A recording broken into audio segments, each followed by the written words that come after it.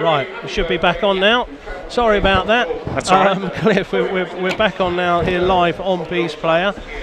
Just saying, the first half here has gone as well as it can be expected this afternoon. It's been an amazing November. And the question we obviously want to ask here as fans is, with regards to the situation of the club now, early on in the season we were looking that we may be mid-table and so on. Sure. We're now looking obviously in fifth spot. It may be that we will be candidates for a playoff place, an automatic promotion, and of course the dream of the Premiership, which is where the club wants to end up eventually. But with Lionel Road a couple of years away, Griffin Park, does it come up to Premier League standard? Obviously there are a few things that will be missing. Absolutely. No, we know we don't comply with the Premier League requirements, but we have a meeting with them next week to talk through those requirements, tell them what we can do and what we can't do. So, for example, whatever we could do, the one thing we can't achieve is getting the size of dressing room that is the Premier League requirement. It's impossible. We don't have the space to build here. So that's the kind of thing we need to talk to them about and see whether we can get some kind of leniency from them, give us a year to try and do things. And it's up to them, so we'll go and have the conversation with them, and if they say no, we can't stay here, then we'll have to look at alternatives. And I understand it will be situations where possibly downstairs at the Hive maybe have to turn into a media room. We would have to give up the home dressing room, obviously build something for ourselves. The floodlights would have to be increased in capacity by about 50%, and the capacity of the ground may in the end go down to about 8,500–9,000, which, although it could help us build Fortress Griffin Park, that's not really going to be a viable financial proposition for a team in the Premiership.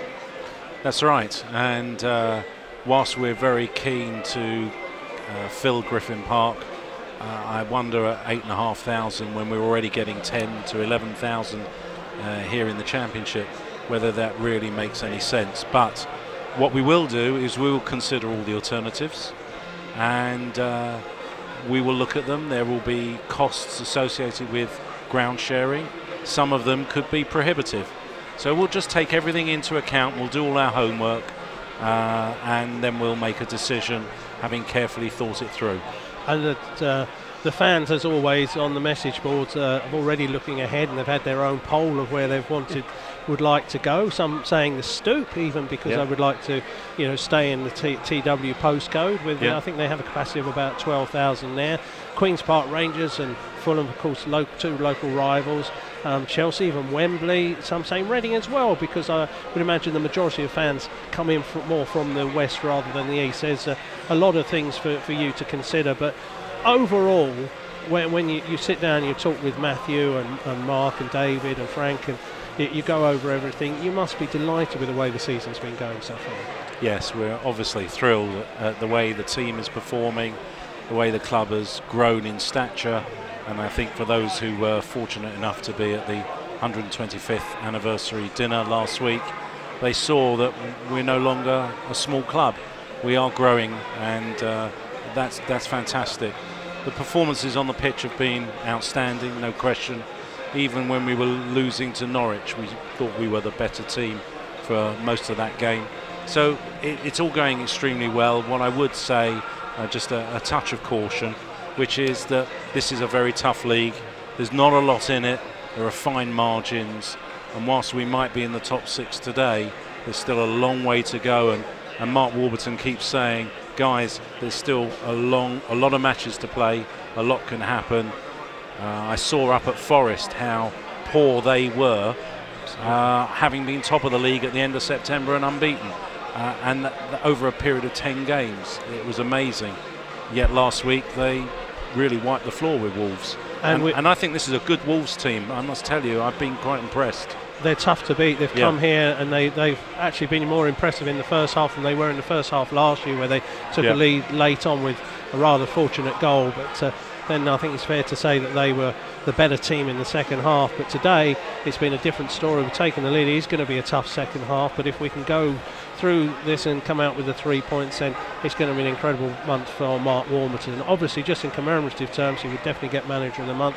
Maybe Tamani as a possibility for player of the month as well. And Brentford, as we've seen with a number of the pundits, they're all starting to talk to us. We've got Gigi Salmon here from Radio 5 just behind us. She was asked to do the Bournemouth game today, and she was just saying to me before kick-off, she said, could I go down to Brentford? I just keep on hearing how good they are. So the word is spreading, which is great to hear. Obviously, we like to be under radar, but we're not going to be so much under the radar anymore. But isn't it great, Cliff, in just the years you've been here as chairman, you've seen a massive difference with the crowds of, say, 7,000. Now the crowds of 10.5, 11,000. We're topping 10,000 every game. We're getting the extra crowd here for a brilliant atmosphere. Yeah, no, it's fantastic. The support from the fans has been amazing, both home and away, and I know the lads all really appreciate the support that we get. And we wanted to make Griffin Park a fortress at the start of the season, and we knew that getting 10 to 11,000 every week was going to be a very big part of achieving that objective. And I'm thrilled to say that the fans have played their part. The boys have done brilliantly on the pitch, and it's all great. But as I say, let's keep our feet on the ground, and we'll take one game at a time. Okay, thank you very much, Cliff. I think you've got some duties to perform downstairs, so thank you for giving up your time. My pleasure. For coming on, and we'll speak to you again over the next few weeks. Thank you very much indeed. So good to hear from Chairman Cliff Crown there.